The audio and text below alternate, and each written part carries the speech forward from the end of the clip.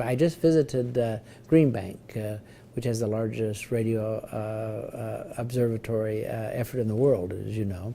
And of course, it speaks to hundreds of millions of light years away, and so we're getting an understanding of the universe through this wonderful program that we have and our relationship with Green Bank and with the National Observatory. So that is a way for us also to get people interested in STEM, because we have this here. The university has a very strong program in astronomy and radio astronomy, and so combining those two facilities and interest in teaching is one of the ways to really get people involved in thinking about science at a very local level. Well, obviously we're very involved in engineering and science, mathematics in a number of different ways, working with the public schools, having a great emphasis on that within our own curricular structure. But, you know, I like to make a point about the fact that I don't believe in STEM, I believe in STEAM. I also want to point out that the arts and the humanities are very much an important part of this concept of creating the educated person. Well, we're in a very competitive world.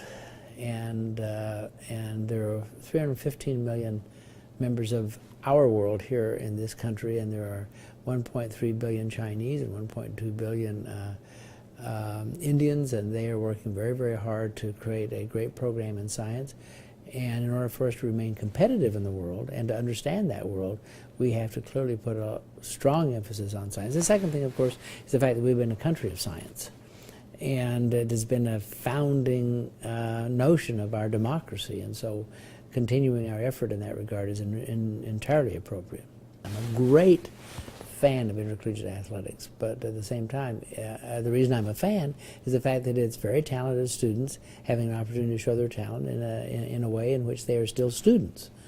The notion of us professionalizing intercollegiate sports is just something that is an anathema to me.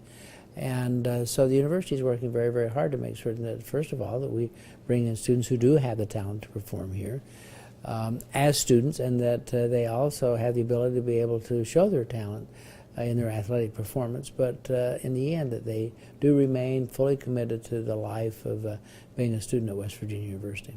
I think my vision is to make certain that we create programs in which people can come to this institution, get great training, and stay in West Virginia. So it's not only about STEM programs, it's about creating jobs that then allow for West Virginians to remain in West Virginia, which is an important part of what we're about.